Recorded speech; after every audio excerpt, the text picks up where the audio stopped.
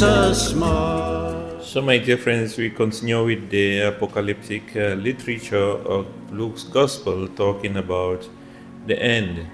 And it's important to realize that this is not meant to bring up fear in us, which often does. That when we think about it, we think about it, when we hear about the Lord is coming, it's going to be the final day. Everybody gets timid, everybody gets so afraid of everything. But again, remember that this is the last week. We are coming to the end of the liturgical year. So the readings are always about the end, Jesus coming, because we are looking forward to crossing over to the new year. And this is really what we should have in mind. It's not about the end, but the crossing over to the new life that Jesus has promised us. And he gives us a parable today about a fig tree and other trees. He says, once you see it budding, then you know it is summer. But I mean, apart from that, it takes logic to know that we know ourselves right from the time we are born. This is basic knowledge, that the moments we are born, then we know we are going to die at some point, right? And if you go for a funeral, you see somebody lying there, you also know logically that one day it will be you. Nobody is going to escape that path. It takes logic to know if men die, if many men are going to die today, and Father Tony is a man, therefore Father Tony can die today, right? That is basic logic, right?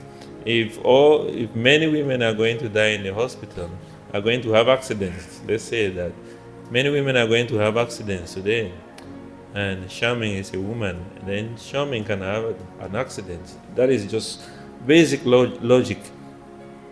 But then it tells us something, and it is an advantage for us when Jesus talks about these things that are coming to the end, that all these things will pass away. It is something that should shock us to be able to prepare. Okay? Because if these things are not said, then we are going to take life for granted. But we should be shocked into preparation. It should move us to begin to think about our lives and say, where I am at the moment, am I really ready? Okay? You go to a funeral and you see somebody lying there, you say, if I was the one here, will I say that I am truly ready? And therefore, it must move us to repentance. It must move us to change our ways. It must move us to get closer to Jesus. It must move us to begin to make decisions that are going to bring us to that place where we want to be. And therefore, this only becomes a passage. Death only becomes a door to another life, a life of perpetual happiness, where we all want to be. So remember, the apocalyptic literature is not meant to bring fear.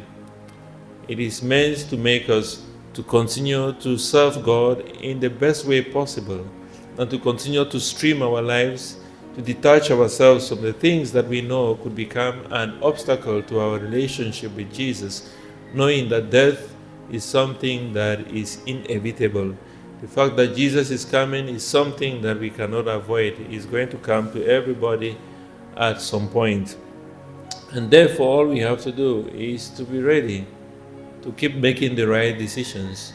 And the gospel today is the first reading from the book of Daniel. Like I said, the chapters of Daniel, the book of Daniel is very easy to read if you understand it, because the chapters are paired to each other. Like chapter 2 is paired to chapter 7, chapter 3 is paired to chapter 6, I think, and chapter 4 is paired to chapter 5. And because like the first one, chapter 2 and chapter 7 are paired because it talks about dreams, the dream of Nebuchadnezzar, and now we hear the dream and the vision of Daniel. Okay? So you would know it's about dreams, chapter 2 and chapter 7. That's why they are paired. And the dream today of Daniel is talking about, just like the dream of Nebuchadnezzar, about the pride of many nations, the rebellion of many nations.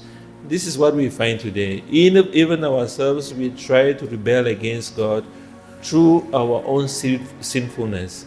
And the prophet Daniel says that the coming of the Son of Man is going to bring total destruction to the super beast, as he puts it, because he talks about the super beast, which is really symbolic of pride that we find in ourselves, pride that we feel we are in control of everything. No, let us remember that it is still God who is in control. Again, like I said yesterday, He is still sitting on the throne and He has control over everything in our lives.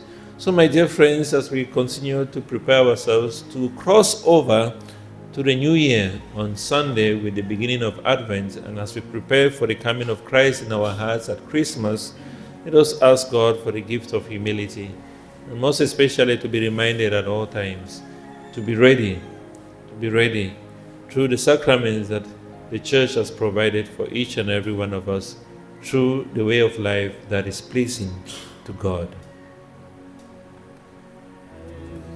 Kiss us, mother, kiss your children.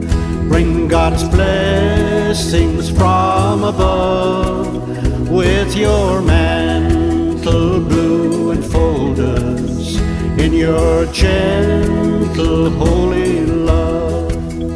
See the darkness dissipating, hear the trumpet echoing, Satan's rage